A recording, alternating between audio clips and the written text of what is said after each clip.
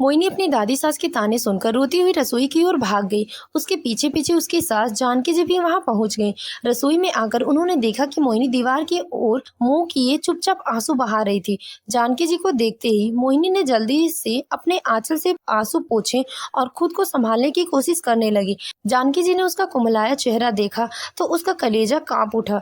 वे आगे बढ़ी और प्यार से उसके सिर पर हाथ फेरते हुए बोली, अम्मा जी की बातों से तुम्हारा दिल को गहरी चोट पहुंची है ना बेटा। मोहिनी को कोई जवाब देना नहीं बना। उसकी आंखें बेबसी से फिर से भर आई। तभी जानकी जी ने उसका हाथ मजबूती से थामते हुए दृढ़ स्वर में कहा, तुम्हें मुझ पर भरोसा है ना? मैं तुम्हारे साथ कभी गलत नहीं होने दूंगी। तुम्हारी ख्वाहिशें पर आज तक नहीं आने दूंगी। तुम्हें और कृष्णा को कोई अलग नहीं कर सकता। जानकी जी की बातें सुनकर मोहिनी ने प्रश्न भरी नजरों से उनकी ओर देखा, मानो अपने दिल की पीड़ा में आश्वासन खोज रही हो। तभी जानकी जी की अतीत की यादें में खोते हुए गहरी आवाज में बोली, जानती हो बेटा, आज तुम्हारा और कृष्णा के उतरे हुए चेहरे को देखकर मुझे अपना समय याद आ गया। जब मेरी नई नई शादी हुई थी, तुम्हारे ससुर जी बाहर नौकरी करते थे। शादी के बाद मुझे ससुराल में ही रोक लिया गया था और पूरे 6 महीने तक मैं यही रही। उन 6 महीनों में हम दोनों ने एक दूसरे के बिना कैसे दिन काटे थे, सिर्फ हम ही जानते हैं। उस वक्त बड़ों का लिहाज इतना था कि हम अपने दिल की बात एक दूसरे से खुलकर कह भी नहीं पाते थे और न ही किसी ने हमारी पीड़ा समझने की कोशिश की। मुझे अच्छी तरह याद है, शादी के बाद जिंदगी के सफर में सबसे जरूरी होता है जीवन साथी का साथ, लेकिन हमारी किस्मत में तो जैसे बिछड़ने के आंसू ही लिखे थे। मोहिनी ध्यान से उनकी हर बात सुन रही थी। जानकी जी के चेहरे पर उस पीड़ा की झलक साफ दिखाई दे रही थी। उन्होंने आगे कहा, जानती हो, जैसे ही मैं उनके पास गई, परिवार वालों ने हमारे ऊपर बच्चे के लिए दबाव डालना शुरू कर दिया। हमें भी सबकी खुशी का मान रखना और कुछ ही महीनों में अपने भीतर कृष्णा के आने की आहट महसूस हुई। लेकिन फिर वही हुआ, डिलीवरी के लिए मुझे दोबारा ससुराल भेज दिया गया और एक बार फिर तुम्हारे ससुर जी दूर हो गए। फिर ससुराल में ये कहा गया कि कृष्णा अभी छोटा है, तुम इसे अकेले बाहर ले जाकर उसकी परवरिश नहीं कर पाओगी और इस तरह मुझे एक बच्चे की जिम्मेदारी उठाते हुए तुम्हारे ससुर जी से दूर रहना पड़ा। मेरे ससुराल के शुरुआत सफर में न जाने कितने ऐसे पल आए जब मैंने अपने जीवन साथी की कमी को गहराई से महसूस किया। कुछ साल बाद तुम्हारे ससुर जी का ट्रांसफर इसी शहर में हो गया और हम तब साथ रहने लगे, लेकिन तब तक वक्त बदल चुका था। हमारे ऊपर घर गृहस्थी की ढेर सारी जिम्मेदारियां थी और उन जिम्मेदारियों ने हमारे रिश्ते से बहुत कुछ छीन लिया। मैंने ये सब खुद झेला बेटा, इसी ने तुम्हारी तकलीफ भली भांति समझ सकती हूँ। शादी के बाद ससुराल का शुरुआत सफर एक नई दुल्हन के लिए बहुत ही महत्वपूर्ण होता है। उस समय उसे अपने जीवन साथी का पूरा साथ मिलना चाहिए, क्योंकि धीरे धीरे वक्त बीतने के साथ जिम्मेदारियां बढ़ती चली जाती हैं और फिर प्यार के लिए समय ही नहीं बचता। तुम बिल्कुल चिंता मत करो बेटा, जो मैंने सहा है वो मैं कभी नहीं सहने दूंगी तुम्हें। तुम्हें पता है, इस समय तुम्हें और कृष्णा को एक दूसरे के साथ वक्त बिताना कितना अच्छा लगता होगा। बोलते बोलते जानकी जी का चेहरा आंसुओं से भीग चुका था।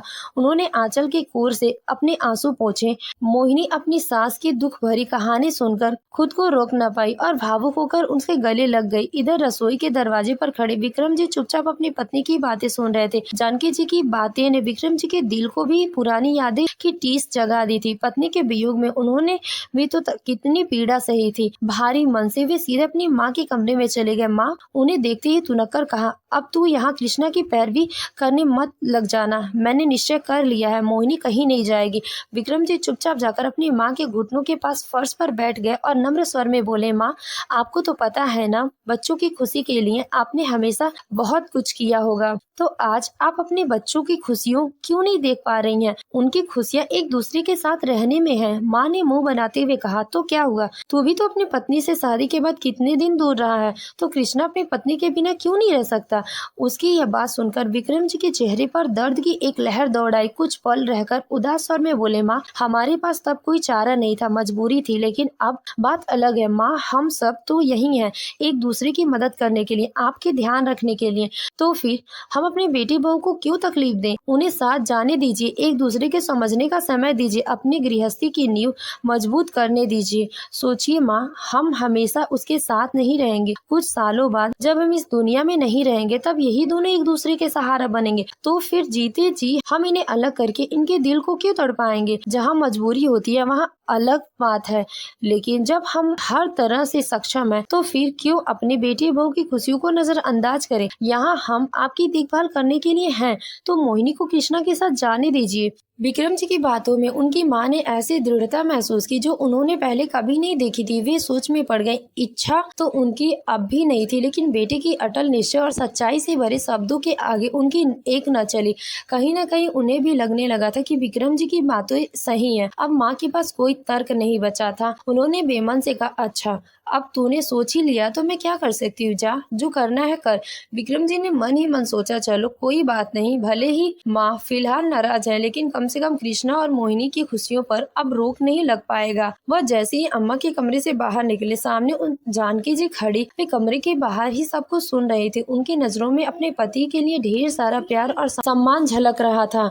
विक्रम जी ने जानकी जी के कंधे पर हाथ रखते हुए कहा, मुझे माफ कर दो, अपने समय में तो मैं अपने लिए आवाज नहीं उठा पाया, लेकिन जो दुख हमने सहा वो हम अपनी बेटी बहू को कभी नहीं सहने देंगे। चलो अब उन्हें खुशखबरी सुनाते और बहू से कहते हैं कि वह जाने की तैयारी कर ले। जानकी जी को भावुक होकर उनका हाथ थाम लिया। विक्रम जी की आंखों से आंसू छलक पड़े। जानकी जी की आंखों में नमी थी, लेकिन साथ ही खुशियों की चमक थी। वे तुरंत बहू को ये खबर देने चल पड़ी। विक्रम जी रसोई में पहुंचे और हल्की सख्ती दिखाते हुए बोले, ये क्या तमाशा लगा रखा है तुम दोनों ने, कहाँ जाने की बातें हो रही हैं। उनकी आवाज सुनकर मोहिनी जी और कृष्णा दोनों चौंक गए। मोहिनी डरते हुए बोली, पापा जी हम कहीं नहीं जा रहे हैं। तभी जानकी जी मुस्कुराते हुए मोहिनी के पास गई और बोली, अरे बेटा डर मत, ये तेरे ससुर जी मजाक कर रहे हैं, तू जा अपना सामान पैक कर, जा अपनी जिंदगी जी। मोहिनी ने हिचकिचाते हुए कहा, लेकिन माँ जी, दादी जी। इस पर विक्रम जी ने दृढ़ स्वर में कहा, माँ की चिंता मत कर, हम है ना, बस तू और कृष्णा तैयारी करो। ये सुनकर मोहिनी और कृष्णा खुशी से झूम उठे। दोनों ने भावुक होकर जानकी जी और विक्रम जी के गले से लगा लिया।